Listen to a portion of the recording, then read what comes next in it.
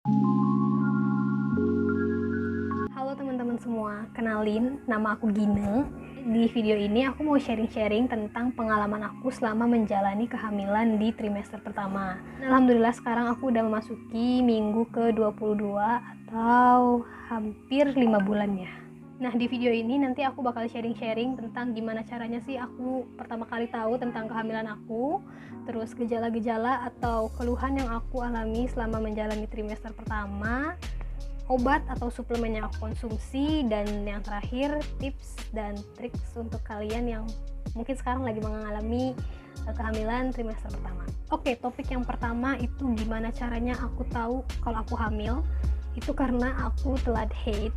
Tapi sebenarnya telat haid itu aku sering banget ya ngalamin, karena siklus haid aku itu nggak terlalu teratur, kadang terlalu panjang atau bahkan kadang tepat waktu, tergantung sama tingkat stres aku pada saat itu.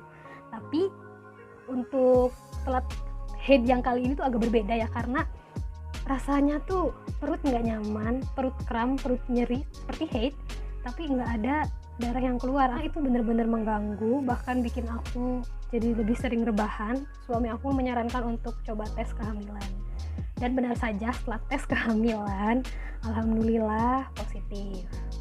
Nah, langsung dong setelah itu kita lari ke rumah sakit buat periksa kandungannya dan memastikan bahwa kandungan aku sehat dan aman. Tapi pas kontrol kehamilan pertama, hasil USG-nya itu belum kelihatan kantong kehamilannya, dan menurut dokternya it's okay. Tapi dokternya mastiin ke aku, tapi beneran kan kamu tes packnya hasilnya positif? Aku jawab iya. Ya udah, kata dokternya, kalau misalkan tes packnya hasilnya positif ya 99% kamu hamil, tapi coba 4 minggu lagi kamu kontrol lagi ya untuk memastikan kondisi kehamilan kamu sehat. Alhamdulillah aku bersyukur banget dikasih amanah secepat ini, karena sejujurnya aku dan suami aku itu doanya ya diberikan kehamilan setelah kami itu siap secara emosi, siap secara mental, siap secara finansial juga ya, karena kehamilan itu kan tidak mudah, harus banyak dana-dana yang harus kita siapkan.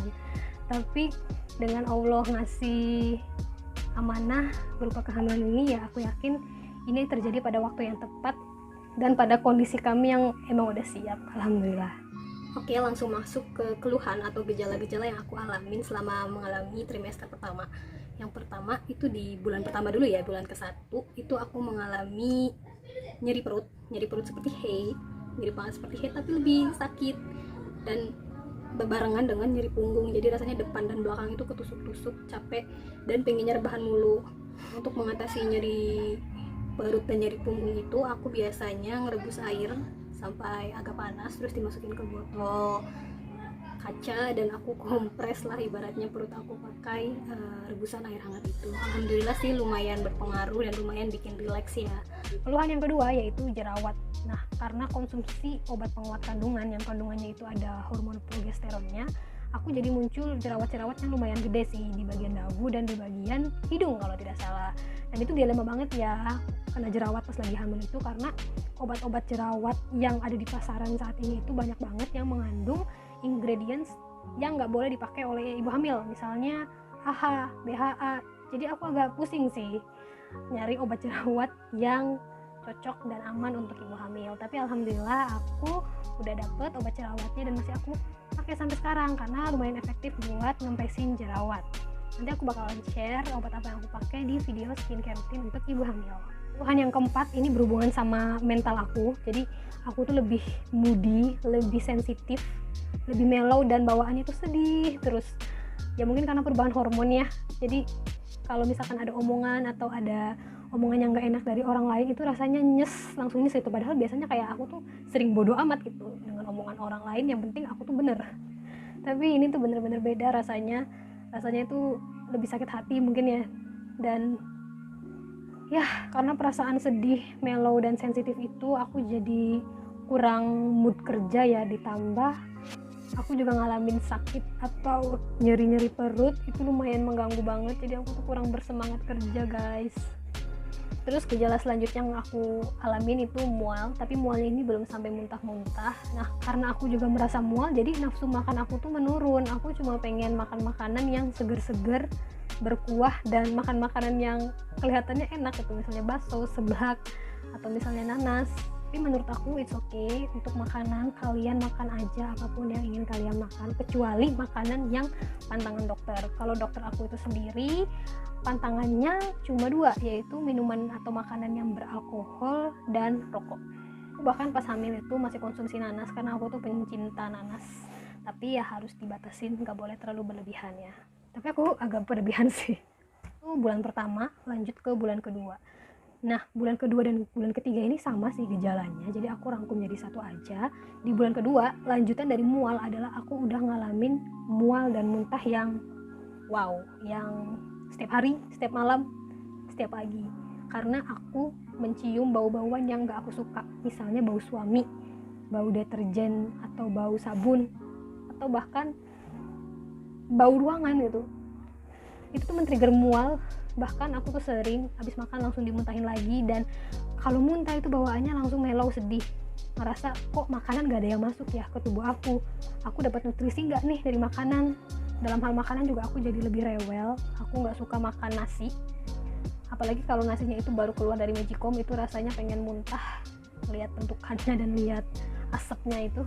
Kalau nggak salah itu di bulan kedua aku sempat mengalami infeksi saluran kemih karena aku jarang minum air putih. Ya, aku nggak suka air putih, apalagi kalau air putihnya itu air putih yang nggak dingin, rasanya itu nggak enak. Padahal dulu sebelum hamil aku bisa minum air putih itu sampai 2,5 liter bahkan lebih. Aku konsumsi air putihnya gila-gilaan karena enak aja gitu kalau habis minum air putih. Tapi alhamdulillahnya kalau air putih itu dingin aku masih bisa minum kok. Jadi aku selalu minumnya air putih yang dingin. It's okay. Mungkin di luaran sana ada mitos yang mengatakan bahwa ibu hamil nggak boleh minum air yang dingin, nanti kepala bayinya besar. No, itu mitos guys. Itu jangan percaya sama mitos-mitos yang begituan karena itu bikin kalian overthinking. Pada suatu hari aku bangun lemes, dan ketika buang air kecil rasanya sakit, panas, dan nyeri. Selama seharian aku ngerasa aku pengen buang air kecil, tapi pada saat di toilet itu nggak ada air seni yang dikeluarin. Nah pada saat itu aku ya sudah sepertinya mengalami infeksi saluran kemih. Aku belum sempat ke dokter karena pada saat itu suami juga masih kerja dan pulangnya malam.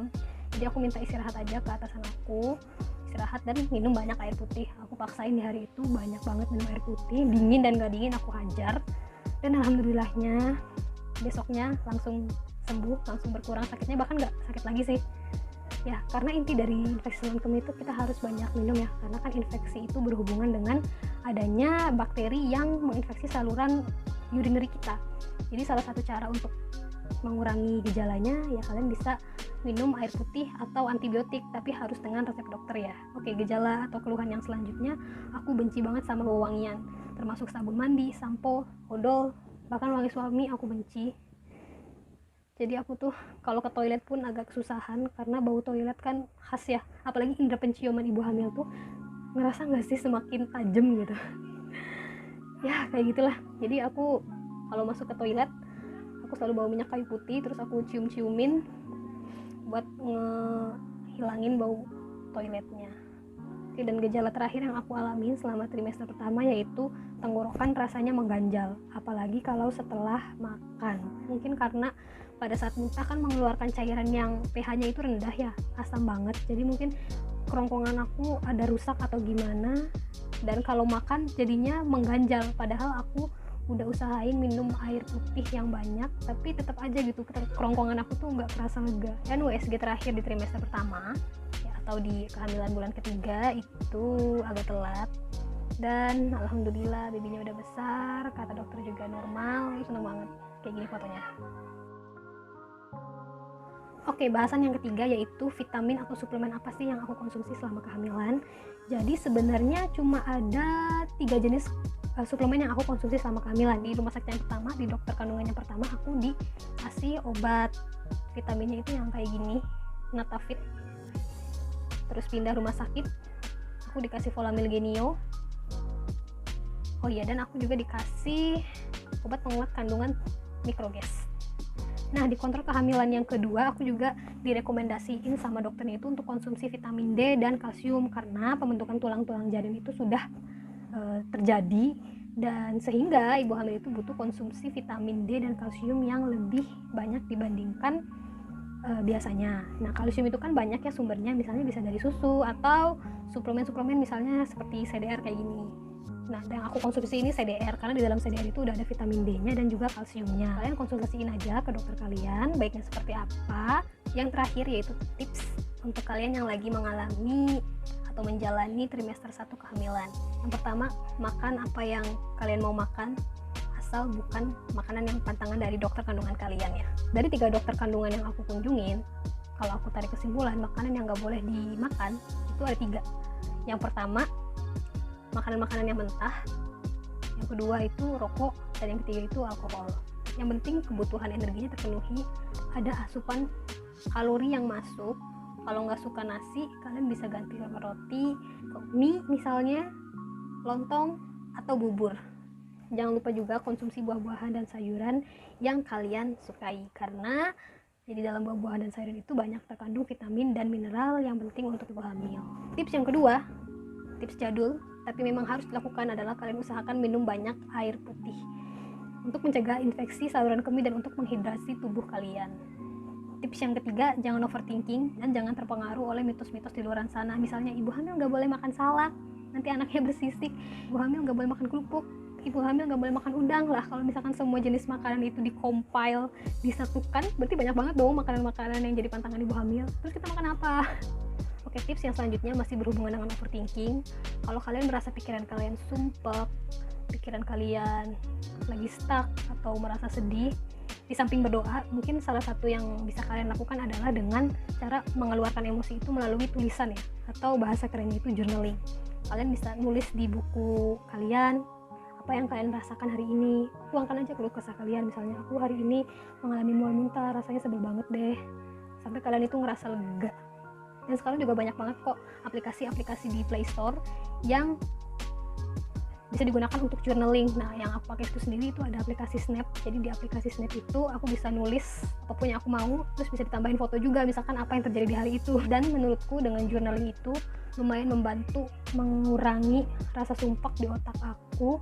Aku sering banget ngelakuin journaling dan lumayan meringankan beban pikiranku. Terus tips yang terakhir berhubungan dengan kesehatan fisik, aku saranin kalian untuk ngelakuin stretching misalnya di pagi hari atau sebelum tidur, karena ibu hamil itu kan seneng banget ya rasanya kalau rebahan, dan kalau banyak rebahan pun terlalu berbahaya karena bikin otot-otot tegang dan kaku. Nah, aku saranin buat stretching setiap pagi, nggak usah yang terlalu berat, kayak stretching tangan, kaki, putar-putar kepala, itu lumayan enak kok, jadi bikin otot kita tetap rileks. Nah, itu aja sharing-sharing dari aku untuk pengalaman selama menjalani trimester pertama kehamilan. Insya Allah bermanfaat, dan mudah-mudahan kalian yang sedang menjalani trimester pertama diberi kekuatan. Jangan lupa untuk selalu berpikiran positif dan juga jangan termakan mitos-mitos yang ada di luaran sana. Oke, udah gitu aja video dari aku. See you on my next video.